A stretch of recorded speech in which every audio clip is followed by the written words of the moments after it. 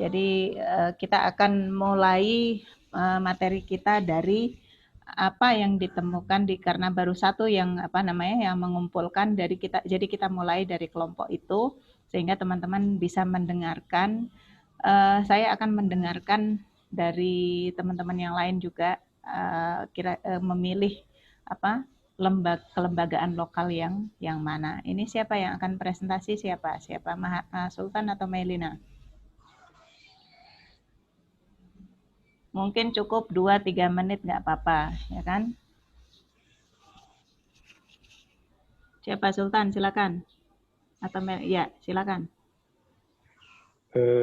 Ya Bu, suaranya udah masuk ya? Ya, sudah terdengar. Yang pertama, kamu memilih ICK atau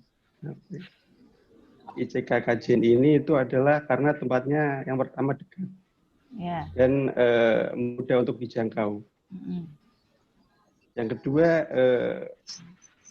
lembaga ini yang termasuk lembaga keagamaan ya. Unik itu menurut kami Bu. Karena di samping dia membahas soal agama atau di dalamnya tentang agama, lembaga ini juga membahas tentang sejarah yang ada di sana, sejarah yang ada di kajian gitu, budaya-budayanya juga, agar generasi-generasi berikutnya masih bisa mengerti sejarah-sejarah yang terdahulu gitu. Ya Kak, baik. Mungkin Melina mau menambahi, mungkin secara kelembagaan apa yang menarik yang kamu tinjau dari lembaga ini? Baik. Sebelumnya saya malah justru belum tahu Bu tentang kelembagaan di Islamic Center Kajian ini. Saya baru tahu semenjak Mbak Alfiah bilang itu. Lah, terus saya browsing. Lah, hal yang bikin saya menarik itu karena pengurusnya para muda, jadi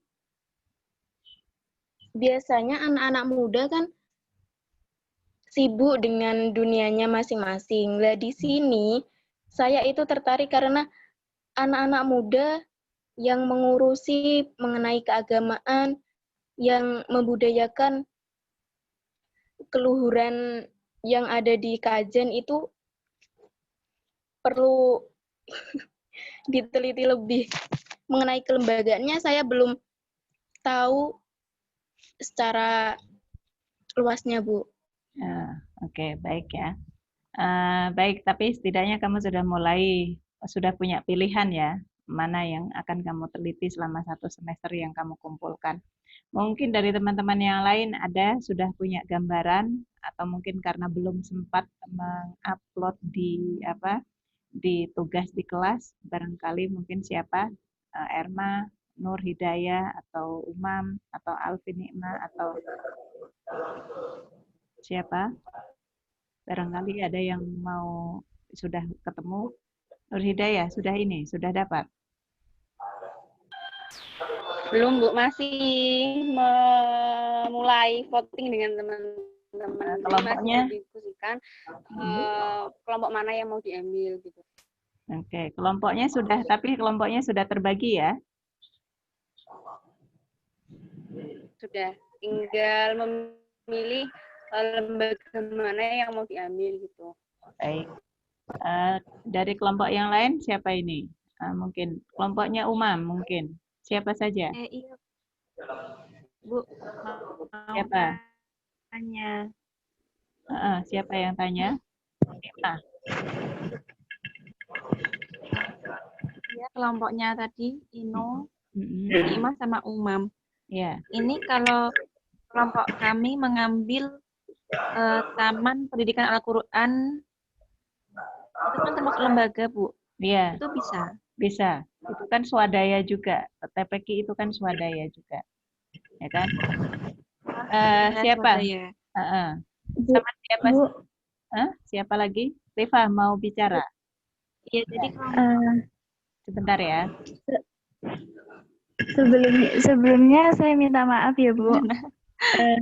Kemarin kan sepaham saya itu untuk tugas mingguan untuk hari ini, minggu depan itu saya kira kan tugas individu. Nah, untuk yang kelompok itu saya kira untuk pertemuan setelah materi-materi yang sudah dijelaskan gitu, Bu. Jadi saya sudah mendapatkan lembaga yang akan saya teliti. Nah, kan sepaham saya kan itu tugasnya individu. Jadinya saya tidak saya yang ngerjain sendiri gitu, Bu. Ya, coba sekarang cari teman-temannya. Kalau yang lembaga itu tugas kelompok dan itu sebagai proyek akhir ya. Terus yang individu itu yang resum mingguan, ya kan? Kalau yang di absensi itu kan kamu hanya pointer aja kan yang saya minta, tapi bukan resum. Tapi kalau yang individu itu resum mingguan dari apa yang kita bahas setiap pertemuan. Dan itu ada formnya sendiri. Setiap pertemuan akan saya upload itu untuk mengingatkan. Oke? Baik, setidaknya untuk tugas yang proyek ini saya akan tetap tunggu karena ini nanti akan menjadi proyek kamu di semester ini. Yang jelas satu kelompok kita sudah dapatkan, ya kan? Baiklah, kita akan mulai pada kesempatan kali ini kita akan bicara tentang manajemen kelembagaan ya. Saya kira kamu semuanya sudah belajar tentang manajemen kelembagaan, sudah ada makulnya kan ya? Sudah kan? Sudah belum? Sudah. Makanya itu saya tidak akan bicara banyak tentang teori, tapi di sini kita hanya sebagai merecall ya, untuk mengingat kembali tentang tentang konsep-konsep manajemen. Karena meskipun kamu lingkupnya itu di bidang kajian, artinya di humaniora, istilahnya di ilmu sosial, manajemen ini juga tetap diperlukan. Karena seperti biasa dalam manajemen itu selalu ada perencanaan, pengorganisasian, penggiatan, dan pengawasan. Untuk apa ini dilakukan? Jadi saya share papan tulis aja ya biar ini ya. Jadi ada apa saja dalam manajemen itu? Apa tadi semuanya perencanaan ya kan?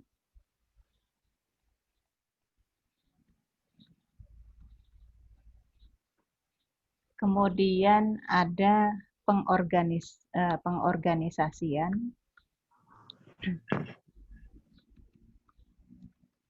Kemudian ada apa lagi? Pengawasan ya kan? Kemudian pengawasan ini biasanya evaluasi ya kan? Kemudian pengorganisasinya penggiatan. Penggiatan itu artinya implementasi dari program. Jadi biasanya ini manajemen itu terdiri tindakan-tindakan yang ada dalam tindakan-tindakan yang dilakukan dalam manajemen. Yang umumnya dilakukan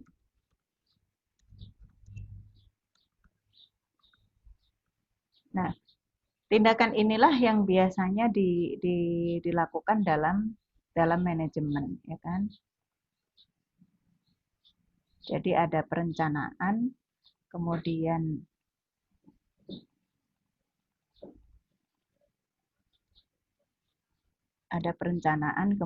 ada pengorganisasian, penggiatan, dan juga pengawasan. Kenapa itu penting? Apalagi kalau misalnya dalam bidang sosial, kita dalam konteks kelembagaan sosial, meskipun dalam prinsip-prinsip manajemen itu ada perencanaan, pengorganisasian, penggiatan, dan pengawasan, tapi pada prakteknya tidak semudah itu, ya kan? Prakteknya nggak semudah itu, karena apa? Karena ketika kita bicara dengan kelembagaan lokal, karena kelembagaan lokal itu rata-rata swadaya, ya kan? Jadi kita nggak bisa kemudian buat perencanaan, kemudian pengorganisasian, ada bikin komite, kemudian ada bikin panitia yang pelaksana, kemudian evaluasi. Paling biasanya yang terjadi itu, yang terjadi pasti kadang gini, penggeraknya satu, kemudian dia melakukan segala hal. Pernah mendapati begitu nggak? Mungkin ada teman-teman yang ada di ini, yang ada di apa organisasi remaja atau apa, ada yang punya pengalaman begitu nggak? Biasanya Iya, seperti Bu. siapa? Saya. Liva, ya bagaimana? Mungkin bisa cerita sedikit. Jadi biasanya seperti itu. Dalam komunitas-komunitas sosial, karena berbasis swadaya, biasanya satu inisiator itu all in one. All in one itu melakukan semuanya. Maka ini juga kamu perlu apa namanya? Perlu apa? Perlu telaah juga bahwa memang dalam prakteknya kelembagaan lokal itu di satu sisi mungkin kamu sudah belajar tentang ilmu manajemen ya, tentang konsep-konsep manajemen, tetapi di sisi lain ketika kita bicara dalam konteks kelembagaan sosial, kadang kita dihadapkan pada situasi di mana kita tidak bisa menerapkan konsep-konsep tata kelola yang baik itu dalam kelembagaan lokal. Nah, inilah jadi yang terjadi adalah yang sering terjadi adalah satu inisiator dia melakukan segalanya. Atau kemudian atau yang terjadi bisa jadi satu inisiator dia tidak artinya dia tidak pernah diganti atau tidak tergantikan atau memang tidak ingin diganti. Ini juga kerap terjadi seperti ini di dalam kelembagaan lokal. Kadang gini, kadang kita juga perlu apa namanya? Kadang kita juga perlu apa namanya? Ketika dalam kelembagaan lokal, kadang kita juga perlu mempertimbangkan unsur sosial kapital. Sosial kapital itu artinya apa? Jadi ketika inisiator itu ada dan kemudian dia membuat tata kelola dan dia membuat suatu apa namanya perubahan dalam lembaga itu, tapi ketika kemudian diganti lembaga itu mati. Jadi inilah kita lihat. Jadi ini ada apa? Ada unsur apa? Ada unsur sosial kapital. Artinya apa? Jadi mungkin inisiator ini adalah suatu tokoh yang ikonik ya, yang ikonik yang itu mungkin belum ada gantinya. Karena kamu harus perlu sadari bahwa ketika dalam kelembagaan lokal itu biasanya sangat dipengaruhi dengan apa namanya aktor sosial. Yang aktor sosial itu kalau misalnya dalam prinsip kelembagaan itu kan dalam tata kelola keorganisasian itu kan mungkin masa baktinya 2 tahun diganti atau 3 tahun diganti, ya kan? Itu kan kalau misalnya kelembagaan ini ya kan, yang standar kan seperti itu. Tetapi ketika kita bicara tentang kelembagaan lokal itu tidak semudah itu. Mungkin kita bisa membuat kultur seperti itu, tapi bisa jadi kerap kali ketika kemudian pimpinan itu mungkin diganti, kadang kemudian lembaga itu kolaps. Karena apa? Ikon sosialnya tidak ada. Jadi inilah yang harus perlu kamu sadari sebagai calon-calon aktor pengembangan masyarakat. Jadi unsur-unsur ini itu harus apa namanya harus menjadi pertimbangan kamu ketika kamu bicara tentang kelembagaan lokal atau ketika kamu terjun untuk mendampingi suatu lembaga sosial. Gitu ya. Makanya mungkin siapa yang sudah masuk kan ya, Melina atau Sultan Mahasin ya, yang sudah masuk, coba ada nggak apa tokoh ikonik di situ yang kemudian menjadikan lembaga itu dinamis mungkin. Jadi kamu perlu gali juga di situ dalam konteks kamu melihat lembaga ini. Makanya kenapa saya meminta kamu untuk mengajukan lembaga mana yang ingin kamu bidik supaya apa? Dalam perkuliahan kita, kamu mempunyai catatan apa saja nanti yang perlu saya gali. Jadi kita tadi bicara tentang sosial aktor ya, yang pada kelembagaan sosial.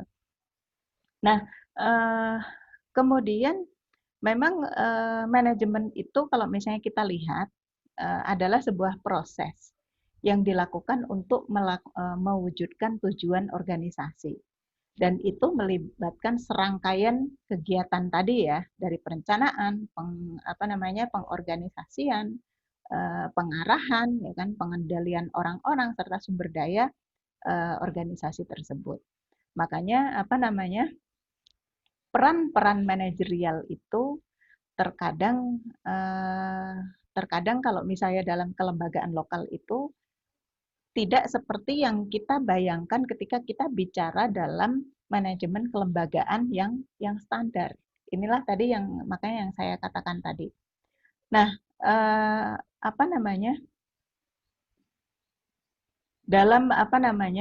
Dalam fungsi dasar manajemen biasanya ada 4 fungsi kalau yang itu dikemukakan oleh Dessler 96 dia dalam bukunya, ada planning, organizing, staffing, leading, controlling. Jadi ada apa tadi? Planning. Planning itu apa?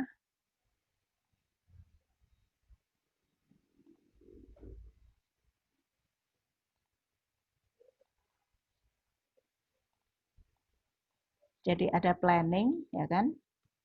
Planning ini apa? Ada yang tahu nggak? Planning ini meliputi apa? Meliputi penentuan tujuan, tindakan, pengembangan aturan dan prosedur-prosedur pengembangan rencana dan melakukan prediksi. Coba sekarang saya tanya, kalau di kelembagaan lokal ada nggak kayak seperti ini? Ada nggak kira-kira? Apa Liva mungkin tadi mau bicara?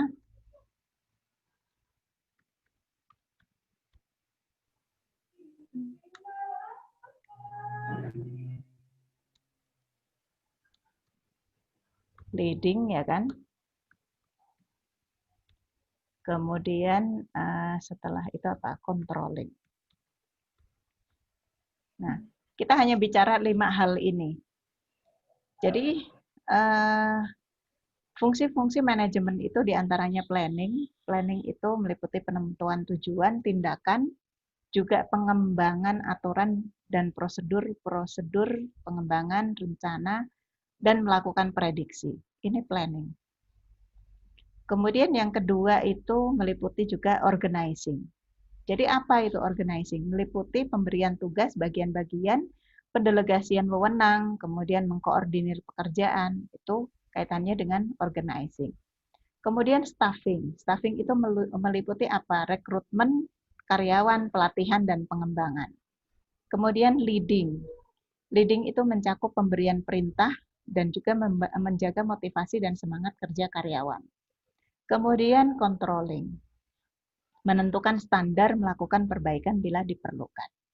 Nah, sekarang kelima hal ini, ya kan? Kelima hal ini, ya. Kita lihat bagaimana kelima hal ini dalam kaitannya dengan apa namanya? Kelima hal ini dalam kaitannya dengan kelembagaan lokal. Makanya hari ini kita hanya bicara ini dalam perencanaan. Kamu coba sambil membayangkan kira-kira lembaga lokal yang ingin kamu bidik, mereka itu dalam organisasi itu dalam pengembangan lembaga pernah nggak melakukan planning?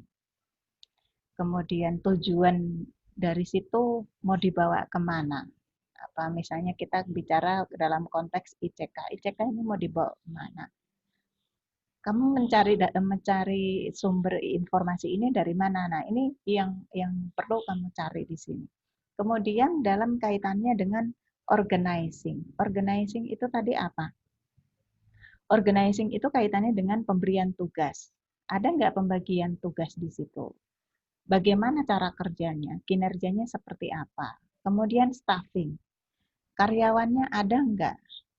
Kemudian leading. Mencakup pemberian perintah, menjaga motivasi. Ini siapa leadernya di situ? Siapa yang menggerakkan? Terus kemudian controlling. Jadi menentukan standar jika perlu ada perbaikan. Nah, proses ini semua ini adalah apa namanya fungsi-fungsi manajemen. Nah, sekarang dari 5 hal yang kita bahas ini tadi, saya kembalikan ya kan? Saya kembalikan bagaimana kamu melihat 5 fungsi-fungsi manajemen ini di lembaga yang coba kamu teliti, ya kan? Jadi mungkin Melina sama Mahasin ini sudah bisa memulai. Jadi lihat lembaga itu dari 5 sudut pandang ini. Apa yang ingin kita harapkan di sini? Nanti di akhir makanya ada presentasi. Harapannya adalah Anda bisa melihat lebih dekat bahwa sebetulnya dalam kelembagaan lokal itu apa yang terjadi dalam proses manajemennya, manajemen kelembagaannya itu seperti apa. Sehingga apa? Harapannya adalah apa? Kamu bisa ketika kamu terjun ke masyarakat, kamu bisa lebih fleksibel ketika kamu bergabung dalam lembaga-lembaga sosial kemasyarakatan yang berbasis swadaya itu. Itu. Mungkin ini saja yang saya sampaikan. Jika kamu ada pertanyaan, saya persilakan sebelum kita akhiri Zoom kita kali ini. Ada pertanyaan?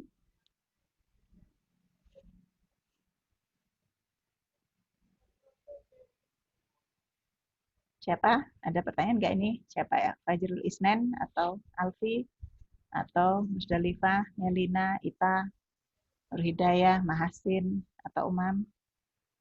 Nggak ada? Atau kamu mau mencoba mencerna dulu baru nanti pertanyaan dilanjutkan di Google Classroom? Iya, Bu. Ya. Baik, kalau begitu kita cukupkan sampai di sini saja. Jadi 4 hal itu ini ada tugas di kamu, yaitu yang sudah menentukan lembaga mungkin sudah agak ringan karena Anda tinggal melihat bagaimana lembaga itu dari sudut pandang pendekatan manajemen kelembagaan itu. Nah, yang belum, kamu harus melihat, saya nggak meminta lembaga itu harus lembaga yang dinamis atau apa, tapi saya minta yang penting kamu ada lembaga yang kamu teliti dan bagaimana tata kelolanya, manajemen kelembagaannya itu seperti apa. Sehingga di sini harapannya adalah kamu bisa fleksibel ketika terjun di masyarakat dan kemudian ketika kamu bergerak di kelembagaan sosial. Mungkin itu saja dari saya kali ini. Materi dan sebagainya nanti setelah perkuliahan ini akan saya upload di Google Classroom ya, di topik ketiga. Berikut semua seperti yang tadi saya paparkan di awal. Sekian, wabillahi taufiq wal hidayah. Wassalamualaikum warahmatullahi wabarakatuh. Waalaikumsalam warahmatullahi wabarakatuh.